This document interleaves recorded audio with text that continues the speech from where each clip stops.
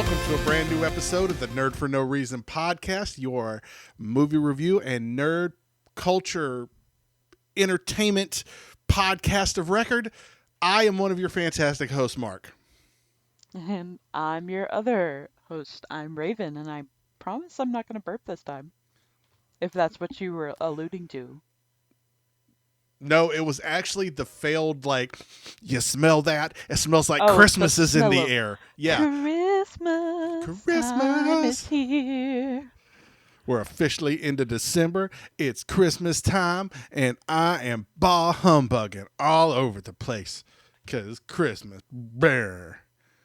Dude, I actually feel that. Right with you. If you are being honest. Yeah, I'm kind of grumpy until about 2 weeks before Christmas, if Yeah. that. And just because it's so much of a thing, we got to decorate and got to do the whole thing and get presents for everybody. And it's just a lot. Dude, absolutely. Because we live in an apartment, I'm not trying to hang up a bunch of stuff. Because I just don't want to have to deal with that stuff when it comes time to leaving. Mm-hmm. And so I have not been wanting to decorate for any holiday. Yeah. I didn't decorate for October/fall for November, and I think I am literally just putting up our Christmas tree. And that's all. I feel that. So it's one of those things. But I do get excited for, I love seeing all of people's Christmas lights and the decorations they have outside on their yards and porches, because since I drive around constantly, it's even greater this year. But I also love all the Christmas movies and all the festive peppermint and chocolate lattes and all that stuff. I do enjoy this time of year, even if I don't want to admit it by decorating. I'll say out of all of the smells and drinks and everything else that rear its ugly head around this time of year, there is one soap / I don't know, scent that shows up, and I can't remember the company that makes it. It might be a Scentsy thing, like the people who make the little the smell good waxes that you put in hot things. They make this fragrance. It's like apple berry winter something. I don't know what it is, but it smells in the absolute best way possible. It smells like tobacco leaves. And if you've ever walked into a good cigar shop and you smell that kind of just tobacco smell, not the burnt, smoking smell, but that kind of sweet tobacco smell, that's what this stuff smells like. And I absolutely love it.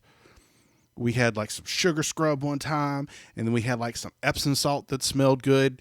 Yeah, anytime I almost look forward to getting a sore back so I could take an Epsom salt bath with this smell good stuff. It was awesome. Yeah. Yeah, that's my favorite thing. Nice. I don't think I've smelled just straight tobacco, to be honest, but I know kind of an idea of what I've always thought that tobacco would smell kind of like. But that sounds nice. It is I enjoy it. So what you been up to this week? Dude, same thing I do all the time. All I do is work. Work. I know that feeling. We have been trying to get our apartment slightly more organized, especially this past couple of days. We're trying to get so much stuff just that we're we don't need this. Let's just get rid of it. We can donate it. And so that's just nice. And it's starting to feel like things are actually getting into place, considering that we've lived here since March. One of those things. What have you been up to? Let's see. Alice had her 15th birthday. She sure did. And got her learner's permit. Ooh. I have never felt older. and fair. immediately walking out of the the place. DMV. Yeah, she was like, "Can I drive home?" No, no, you can't. We haven't got there yet. Uh, Right? You're but instantly over there like, I could throw up at the thought of that. right. But she is there's no doubt in my mind that she will get her license uh, the day she turns. Well, I don't want to say the day she turns 16 because she can't, but she will for sure get her license on time. Nice. I have faith in her. Aw. So so yeah, and it's just been action packed here over the last week and a half or so, and because it's been 2 weeks since we've really recorded. True. So yeah, how was your Thanksgiving? Dude, Thanksgiving was a lot of food that was very delicious. I'm sure you had the same. Actually, we went and ate Mexican food at a Mexican restaurant, and it was wonderful. Dude, And then I no took my Thanksgiving Thanksgiving afternoon nap. leftovers. Oh, yeah. Well, that's of course super important. My aunt always does Thanksgiving and she likes to do it at 4 o'clock. So it's like I have to take a nap before I go over there. Otherwise, it's like we eat, or, I get there earlier because I try and help her and stuff. And then she's like, okay, it's cocktail hour, like an hour to 30 minutes before she's suggested that the bird should be ready and everything is good to eat. Um, and then we like do a little grace type thing. Everyone fixes their plate. Dude, by the time that we just eat, it's been like 2.5 hours. So from like 4 to 6:30 is like when everyone's like, oh, we're feeling full from food and seconds, and then we all go around saying what we're thankful for, and then we do dessert, and then it's like, oh, who wants to play games? We can do whatever. And so by the time that it's all over, it's like 8 o'clock. And so I'm just like, I don't have time for a nap because I guess it's just bedtime. It's time for the big nap. But I would like that lovely little mid Thanksgiving nap. But it's just not in the plan for me. Yeah. Well, it But I was. mean, going out, you don't have to deal with any of the hassle and craziness that comes into all of a big Thanksgiving meal with your family. Yeah, and I don't think we really did anything that weekend where we were like, "Oh, hey, yeah, let's go out and do a bunch of stuff." It was very low key, and I kind of enjoyed it. No good Black Friday shopping? No, I think Ooh. Kelly and the girls went out and did a little bit, but um, I think me and Alice went out and got something. But it was we drove past a Target, and I was like, no, this is not it. We do not, Yeah, you know. no, We hit a it's store next insane. to Target and walked in and walked out. Like we got what we needed and walked out, and that was it. I was like, man, I do not want to fight these crowds. I don't blame you. I do not blame that.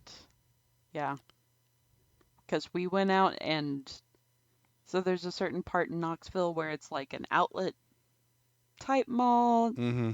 It's just like a big strip of stuff. And it was just insane there. And that's where Chris and I, of course, went. And then that night there was like a Christmas tree festival type thing. And so we went to that and that was fun. And then we were like, okay, let's go home and get cozy and go to bed. So, but yeah, Well, many great Thanksgiving to both of us. one of the fun things we did do, and this is not actually the segue into the movie. That will come later. But me and Alice, in kind of prepping to figure out like what we were going to watch for this week's movie, we started watching Hallmark Christmas movies, and we found out that I guess let's see, what's her name? Lacey Chabert. Is that how you say her name? She's Mm-hmm. in all of them Yeah. that Hallmark does, and we watched it, and we had us just the absolute best time. It was corny, and I was watching, having a little bit of frame of reference. This was her first time watching it, but as soon as Oh, like the heartthrob came on, I was like, oh boy, this is the guy. you know of course. and then towards the end, she's on an airport to go back to, or she gets in a cab to go to the airport to go back to wherever she's from. I said, kid, she's not going to make it to the airport. Of course not. Of course not. She's going to realize that she is right where she needs to be, and she's going to go back. uh This is the city for me. My stressful, high influence job is just too much. I need to go back to my little hometown. right. This by the way, this movie was called Christmas in Scotland, and Beautiful. it was it was every bit as corny, and just, I had not watched a traditional Hallmark Christmas movie in a very long time, and it was just They're delightful. so good. They're just wonderful. So There's one that cracks me up and I love it every time that it like comes on. And it's like some lady from America ends up marrying the dude that's supposed to be the next, like, he's the prince of oh England or yeah, something like that. Those ones crack me up so hard because it's just like, whoa, let me take this American wife that I just met 30 days ago, even mm-hmm, though I've been betrothed since I was 13. Craziness. yeah, it's pretty absurd. There was what was we have another one. It's not a once we started looking for Christmas movies, Hallmark Christmas movies, we started coming across other Hallmark movies that aren't necessarily Oh, Christmas yeah. movies. And there's one that we are watching, that we will watch. It's called Their Crossword Mysteries, Riddle Me Dead. Oh my God. That sounds Starring fabulous. starring Lacey Chabert. So, Of course. and I really hope I'm not butchering her name. So, I'm pretty sure that's right. but yeah, it became, once we started finding Christmas movies, it was like, oh, this looks corny. This looks corny. Let's get this. The Christmas Waltz. Don't mind if I diddly do. So yeah. Yeah. Nice. Excuse me. Oh no. He's dying. Is he dead? Yes, I'm good. R.I.P. Well, Raven, are you ready to go on a trip? I am ready to take a huge flight over to The Down I don't Under. yeah. Are you I was ready trying to to think to make a I was bunch of trying to good do Crocodile Dundee jokes? Jesus, yeah. Let's just get into that. Let's Okay. go for it. All right. So this week, our movie that we are reviewing, I didn't think that was going to be the segue, but it is. Yeah. The Christmas movie that we have watched this year to kick off Christmas season is, I don't think this is an official It is Hallmark, not uh, but it is 2022's Christmas 21. 21 Yeah. Christmas on the Farm. And boy, let me tell you some things about this movie. First off, it stars Poppy Montgomery, Darren McMullen, Hugh Sheridan. I don't know, man. This movie is a lot. Let's just start with what we always start with. Raven, what'd you think of this movie? It had everything that you expect for a trashy Hallmark Christmas movie. You had your classic cliches of high profile businesswoman going back home to where something tragic happens, such as her mother passing in Australia at the farm that they owned, and now she has to figure out how to get it back, how to save the Christmas. and she falls in love with a random guy that she found in a bar who and who chases who him is down unrelated, who so has he nothing can't to go do to with the the farm, airport. who has nothing to do with the farm in question. Nothing. Absolutely nothing. It's only he's there because of a book. Mark, this movie just tickled me.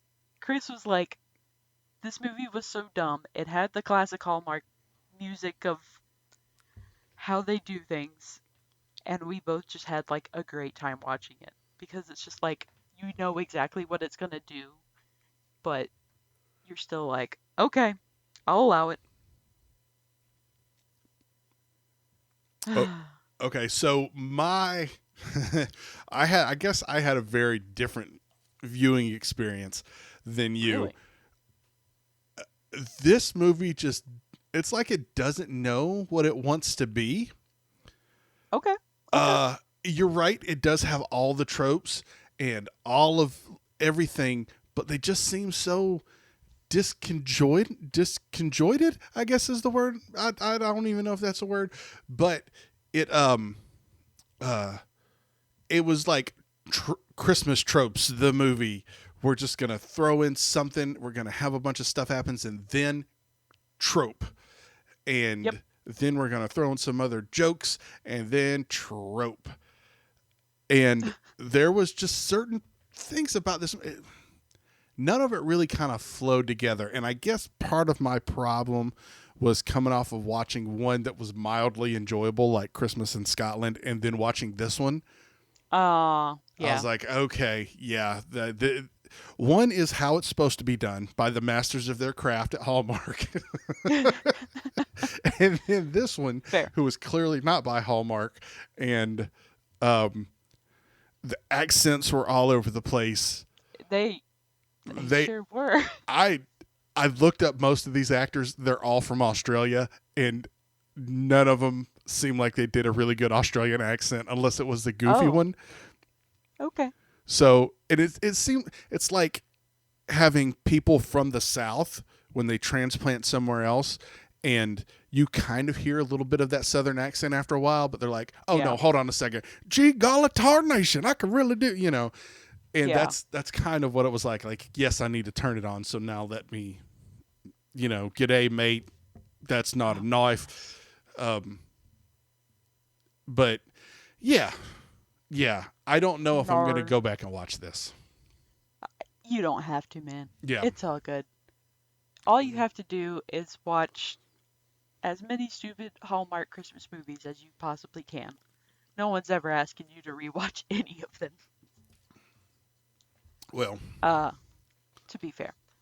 Until maybe, next year and you actually sit there and you watch Hallmark movies just constantly. I did that one year. I think it was like my senior year of high school during Christmas. That's all I did for like 2 weeks straight.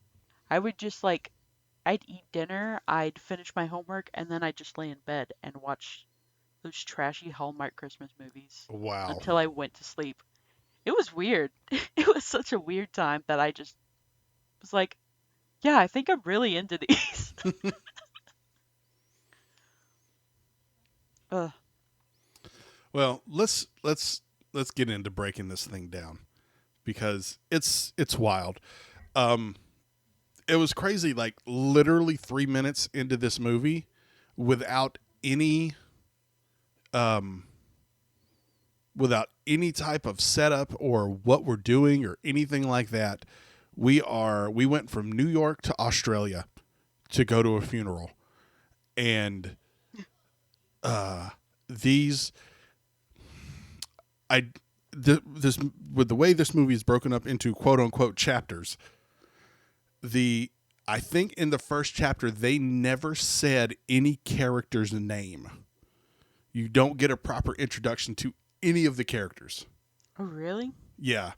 I did not notice that. And Okay. I think the only reason that I knew who the characters were was because I was pulling up their information on IMDb. Hmm. Be- Yeah. so, yeah, they meet our main character at the airport, and then they throw her in the back of a pickup truck, and they go an unspecified distance to the farm. What? I feel like this probably should have taken place in the South somewhere. You know, we picked up Luann from the airport and hop in the back of this red pickup truck, and we can go to the farm. Substitute Australia for rural Georgia, Eastman, Georgia. There you go. Okay, but is it as exotic, Mark? I'm gonna say no. You're right. You're right. It's not as. That's why we go so far, so you can get to the other side of the world. So you can get to the other side of the world where you literally have nothing that says Christmas. You don't have snow. You don't have mistletoe. You don't have any of the other classic Christmas tropes. It literally is the middle of summer in Australia. Everyone is wearing shorts and a tank top. Yeah, and you know what? I was fine with it because it's a different thing for Christmas. You're so used to seeing the like Hallmark people all bundled up and oh, it's freezing outside, blah blah blah. But it was just kind of a nice little play to see like a lot of greenery, and then they just have like Christmas balls hanging off of trees and beautiful wreaths.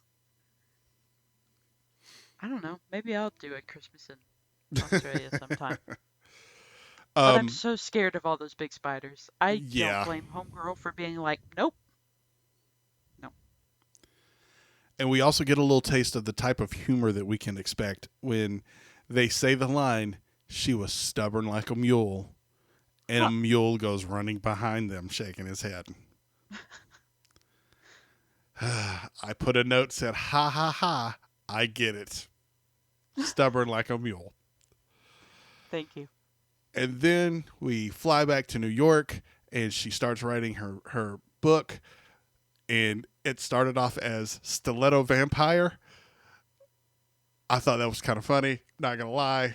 Then we get back into chapter 2, and we are introduced to the main heartthrob of this movie, who is Jack London, which is a great name. And I am not going to lie, this is kind of a banger intro, where they're playing the rap music and he's walking in slow motion, high-fiving people, and he slaps that one dude on the butt. And bro. I was all about that guy. I was like, yeah. No. When I saw that, I was like, what do we got here? Why do we got like a massive douchebag? It was like, that's what I think. But his character was actually, the beginning part, he was kind of a douche. But then you get to see like an actual genuine person, and you're like, so now that I think back to it, I'm just like, no.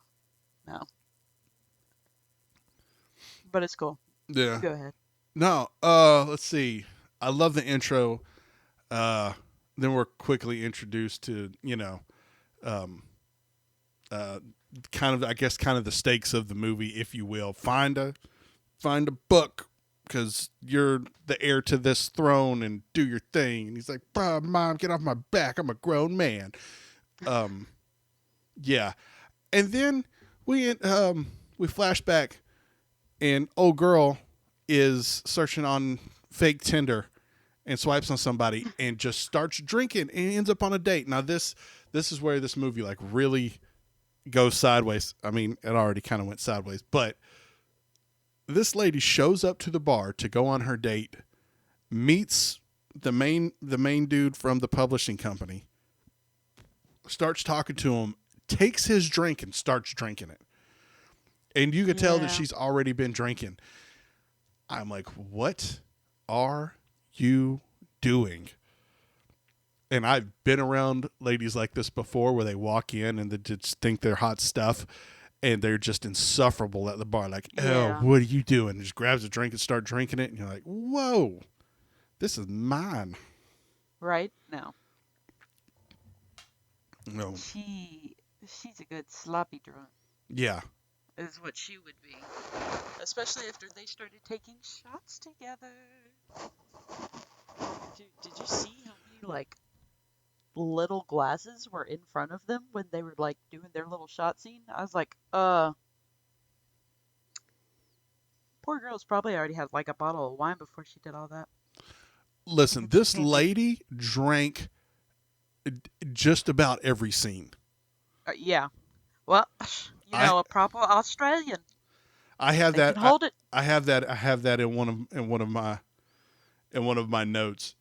Like when she goes back to Australia, she's talking and she's just working on a bottle of wine. I'm like, there's no Yeah. need for you to be drinking in this scene. She is killing it. Oh, so her and the book publisher dude, they hook up, and the next morning she does the walk of shame. And what I am almost positive, I don't know if you've noticed this, but I almost positive that that was a green screen walk of shame. There's a scene where she crossed the street in New York, a snowy Hmm. street in New Yeah. York, and I was like, she looks out of place, and I kept looking at it. Like I watched that scene probably 3 times. I was like, this is a green screen. Oh, no. It was wild. I wasn't really paying attention because Chris and I had been like folding a bunch of laundry, but he did say something about that because he was like, uh, he like couldn't understand what they were like plowing. That was like so nasty. And then he was like, "Oh, that's snow." And I was like, "Yeah, no. When it's like snowy in New York City, it's not pretty." But I didn't realize that it had looked weird. And so he also, because he was like, "I don't understand why she's like walking weird." And so if Yeah. she was doing like a weird walk in front of a green screen to be like, "Oh, this is icky, snowy New York," that's hilarious. Oh, Yeah, it was crazy. All right, good. I'm glad someone else noticed that. So, um, and then like we cut to again the everyone's reading the book at the publisher or like her little treatment or whatever of the book, and everyone's just reading it. There's like 10 copies out, and I have no idea what the timeline of this movie is. I have no idea how much time has passed because we're just jumping from one thing to the next and went from I have nothing to now everyone in this publishing house is reading my book. And now we are 19 minutes in and the agent lady is in the bathtub half naked making a deal for $1 million. And yeah. I'm and I will say this was one of those scenes where it was both horrible and fantastic at the same time. That woman dropping her phone in the tub and Yep. then still being able to have the conversation and he hears her while phone is underwater of her going, "No, no, no, no, no, no, no, no, no, no, no." And he's just like, "Huh?" He would not hear that. Right. Right? Right. He wouldn't. Okay. He wouldn't. That was so dumb. Um, But so like one of those just like goofy type things that you would definitely see in a movie like this. Classic cheese. All right. So now we've done talked about all the dumb stuff in this movie. Not all the dumb stuff, but I I feel think like we there's have to suffer through the first um, 23 minutes of this movie to get to chapter 3 so we can really get the real stars of this movie, who are clearly, by a wide margin, the couple of David and Miles, who are the two gay dudes back in Australia. God bless him. Clearly the best actors in this movie and stole the show every time they were on screen. I love them to death. So much so that I wrote in my notes, I want to see a movie with just these two from this whole movie from their perspective. Because how much more fun would this movie be if there was a gay couple at Christmas on a farm where the owner just died and now the drunk degenerate daughter from New York who quote unquote thinks she's an author comes up with a harebrained scheme to save the farm.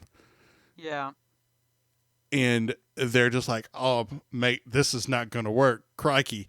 And we just go on this gay Australian adventure because literally from this point on, I look at it from like they're the main stars of this movie, and I vastly enjoy it more because we get the makeover scene, which was super fun. That was a good one. And I really thought, and she kind of did a little bit because I'm in my notes. I'm like trying to put the tropes in there of like, you know, oh, this is gonna happen. This is gonna happen. I was like, oh yeah, she's gonna upset one of them, and then win them back because she apologized and it's Christmas and it's the right thing to do. But when my man came walking around the corner in that quote unquote Australian outfit, talking all, oh my god, and I the only time in this movie when I legitimately laughed out loud. Oh, fair, very fair. Yeah, that was a big get up that was so unnecessary. And I love the way that he was like trying to like talk and be like, "Yes, love you, dear." And yeah. Oh yeah, when they kissed each other. Oh my god. So bad. It was Oh, so corny, and I loved every second of it. And then this little girl shows up out of nowhere, who we have young Arya Stark over here just right. coming get her comeuppance. Yeah, she's holding the publishing people at Pitchfork, and is immediately like ruining the plans. Like, I'll give you anything you want, just play along. She's like, oh right, Mom, I'm so sorry. Falls right in line, and I loved it. I want the story of everyone on the farm. Dude. This is the story I want, because she totally seemed just down to clown with whatever, and she seemed like she really liked the gay dudes, and it was just a super fun atmosphere there. Hmm. That's fair. Now I need to know if you bought in real life that the publishing bro, Jack London, Private Eye, that Jack London did not recognize Emily when he first saw her just because her hair changed color. I'm going to have to say shenanigans. She was 100% a totally different person, Mark. Could you not tell? And the tan complexion because of that orange hair Mm-hmm. and that big frilly dress that she just wasn't the same New York City girl. That's true. She does not have blonde hair and in knee-high boots. uh, it was so funny how she just kept trying to like in that first bit of the meeting just try and fan her face and just keep it there, and then after that it was just like, here's my real face the whole time, but you don't recognize me. Yeah, no, that was very cheesy, very dumb. Thank you to the writers for doing that. We're just going to suspend all disbelief. Of course.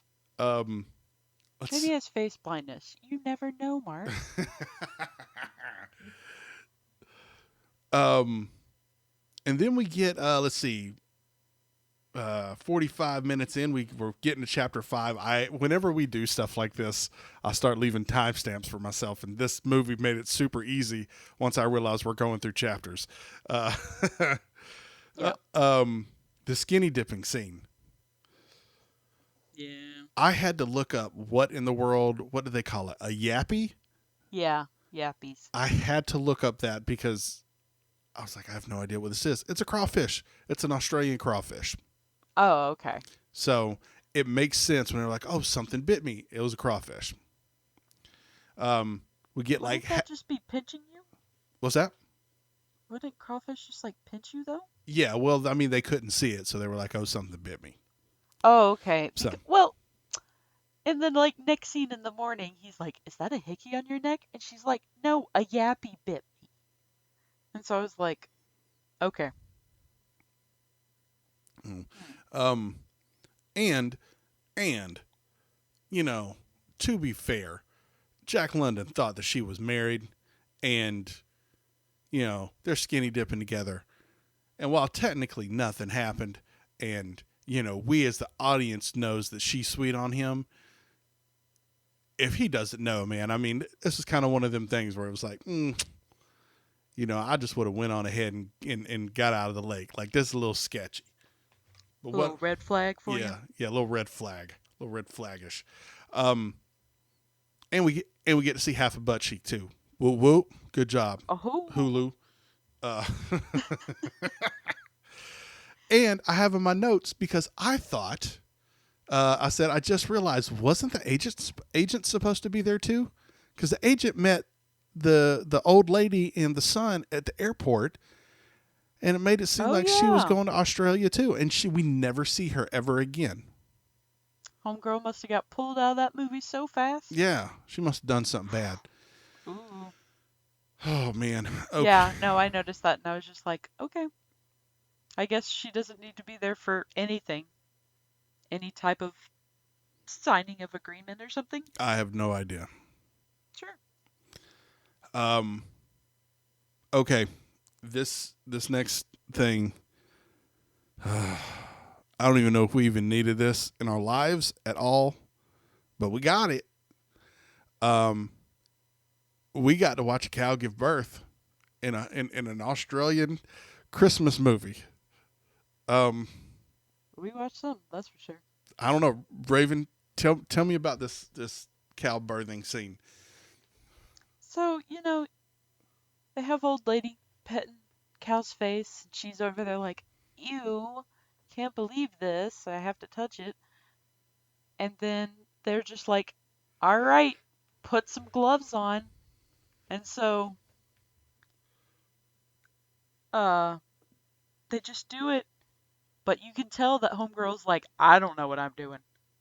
That would not, scream to any part of me to be like, hey, maybe this lady is real. Maybe she really knows what's going on here in the farm.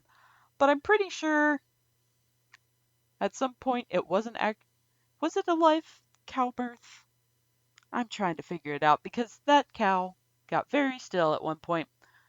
But honestly, the baby calf was cute. That's all that matters. But did we need the goo? Yeah, of course she had to walk around with placenta in her hair. Also, that seemed very early in the morning, and it was very dark by the time that you get to that little pantry scene, and she's just still has placenta in her hair. Yes. And wearing a dress that she helped birth the cow in. And she's just like, I just had to come crawl away and eat my feelings with cow stuff in my hair. I don't think that's very realistic because Homegirl was very grossed out by it the whole time. But I did think it was cute to be like, oh yay, we get to see Molly give birth. And then what was it? Marilyn Monroe? Oh yeah. Yeah. Yeah. Yeah. Well, you have to have a silly cow name. Apparently, that lady, Poppy Montgomery, is apparently a huge Marilyn Monroe fan. So I'm sure she probably had something to do with this. Oh my God. Very nice. That scene was so bad, where we just, she gets cow placenta in her hair and it just stays there. Like they decide to keep it there throughout, scene changes. That was almost too much for me, where I almost turned this movie off at that point.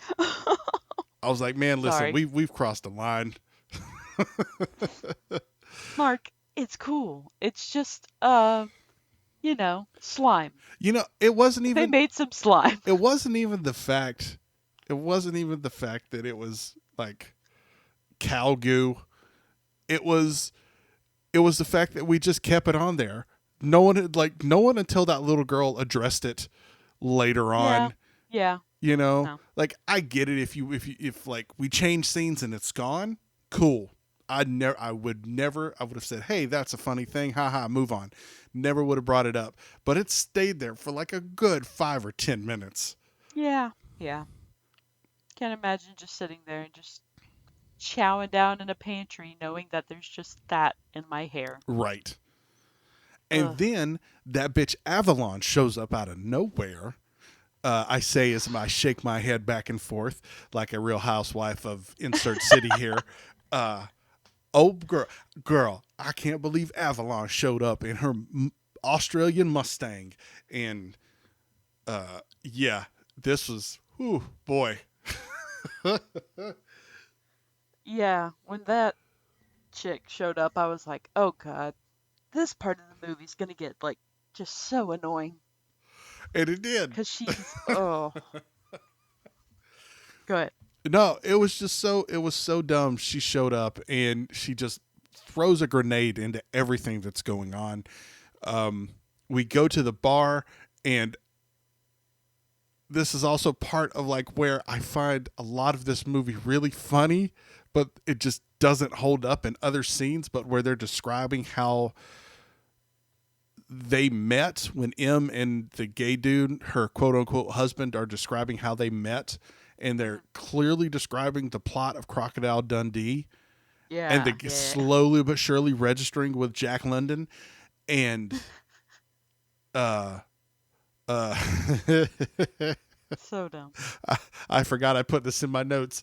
I said this part's Oh. pretty funny, but at the same time, please God, let this movie end. I was not a fan of this movie. I mean, that's fair. Hey man. It is so wild because I sat there and watched an hour and a half, 2 hour long movie of Christmas in Scotland, and was totally on board with the whole thing. And it's equally as dumb.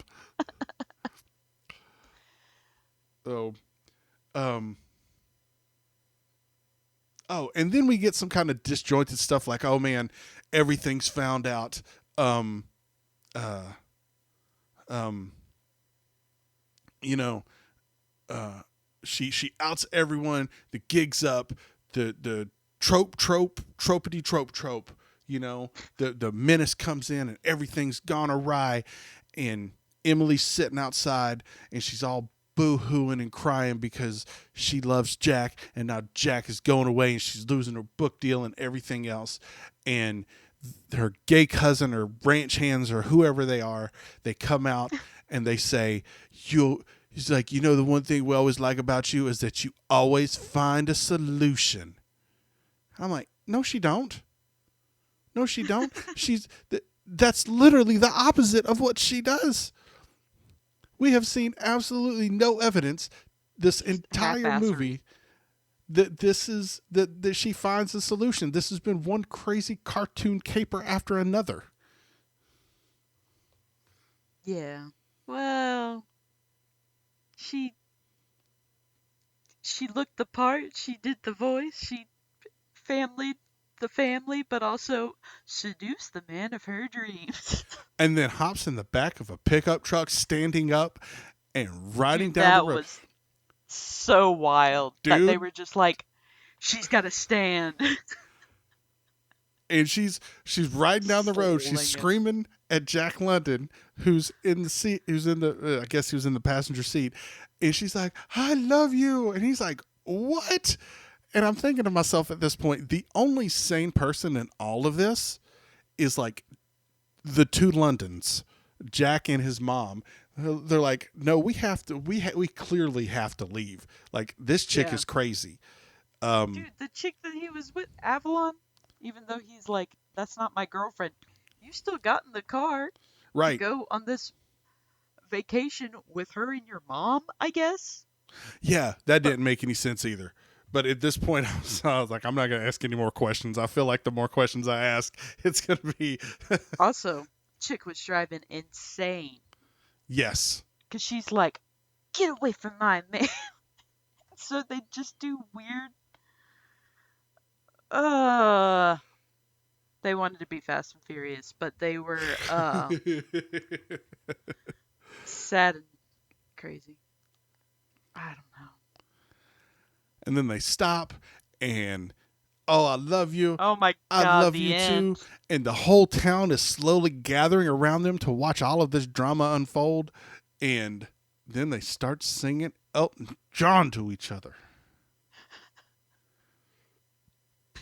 The singing, the dancing, the backflips. The backflips. I have it in my note, the backflips, all capitals.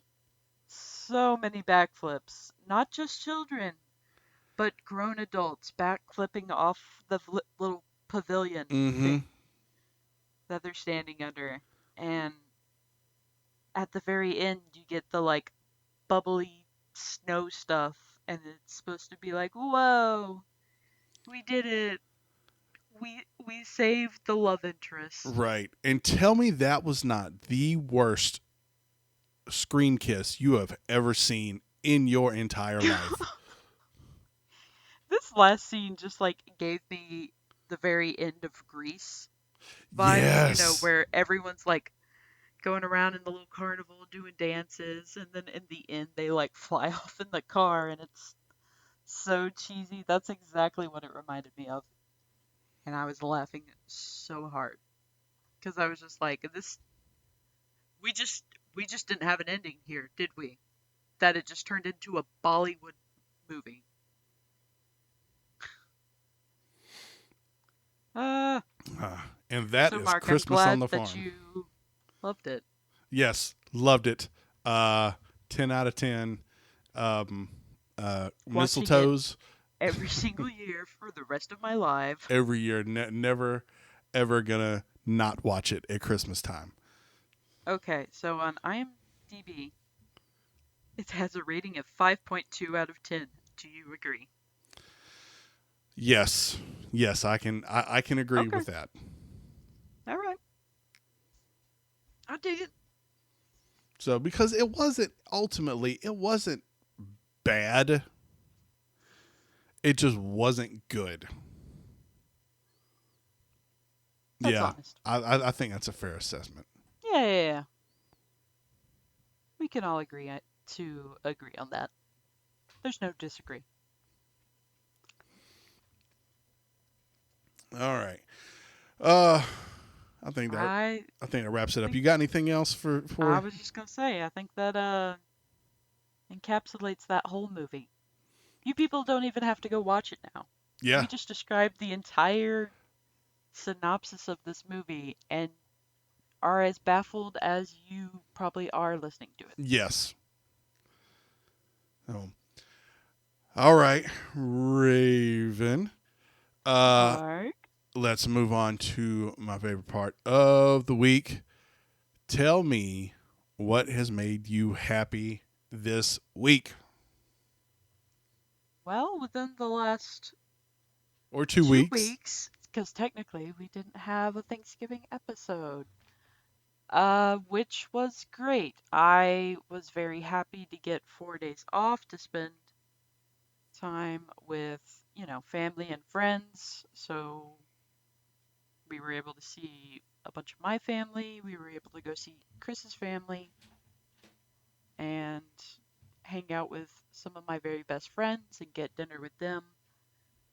And it's just been one of those like moments that it's been a lot of time for me to actually like get to spend with my family because I feel like within the past few months especially like I've just been working so much, and so for them to be up here and for a lot easier access so that I'm not just like driving home for like one Saturday and then being like, okay, sorry, we gotta go because we don't have anywhere to stay right here. Stuff type like that. So I was really happy to just be able to see them, do a bunch of stuff with the people I love and all that. And that's what's made me happy. Cool. Mark, how about you? What has made you happy this past 2 weeks? Well, I touched on it a little bit at the top of the episode, and it is Alice's birthday and subsequent birthday party. Every year we go to a Japanese restaurant, and where they cook all the food in front of you and all of that good stuff. It was really fun. My folks were there. Kelly's folks were there. Some of Alice's friends, and it was just a very fun evening. And to piggyback off of my story of my dad's slang from last week, him and his buddy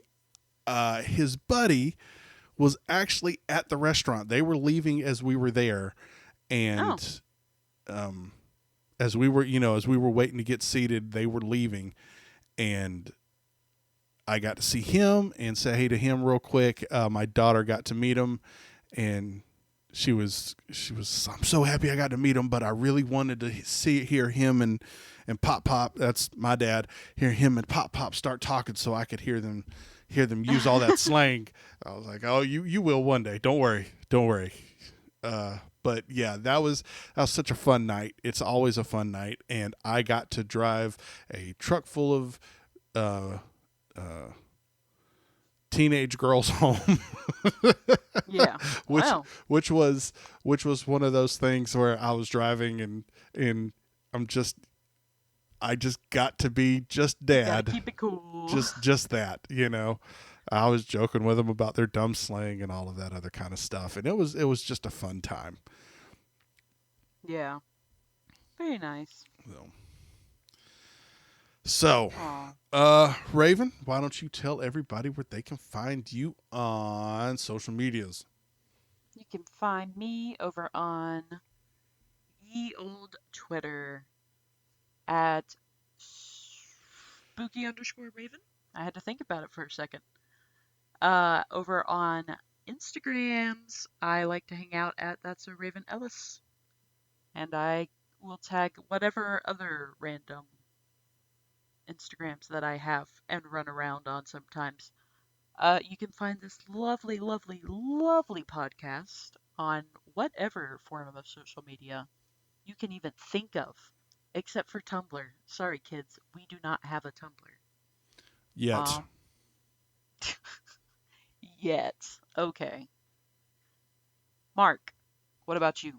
Well, let's see. You can find me at Turtles Do It on all of the major social media platforms. And yeah, that's pretty much it. I like to keep it simple. Pretty much the same across the board. Not that hard to find. I just want to say that if you have not checked out the Nerd for No Reason TikTok, go do that. We're putting in some work over there. Also, we are coming up on the end of the year. We want to hear from you guys of what your favorite thing is that you've experienced over the year. Favorite nerd pop culture moment, whatever. Favorite comic, favorite movie, favorite video games. I start talking to the guys at my work about this, and it turns into literal hour-long conversations of, what their favorite video game was or what their favorite movie was that they watched all year. So yeah, we know you guys have opinions, and we're going to talk about them. Last episode of the year. I don't know the date. I don't have a calendar in front of me, but yeah, it's coming. I can't wait. I can't wait to talk about it. It'll be a good time. For sure. It'll be a crazy time. Think back. I don't know about crazy. Oh. All right. All right. We can get a little crazy. Little bit. Oh. Little bit. Just enough so the cops don't get called. Just a little champagne on that New Year's Eve. No crazy fireworks. Yeah. All right. Well, with that, everybody, go and do something wonderful in the world today. You guys go in just the super coolest, funnest holiday media possible. And you can come back next week and see us at the Nerd for No Reason podcast. Goodbye. Goodbye, everybody. Goodbye, mate. Crikey. That's the end of our show. We forgot how to end the show.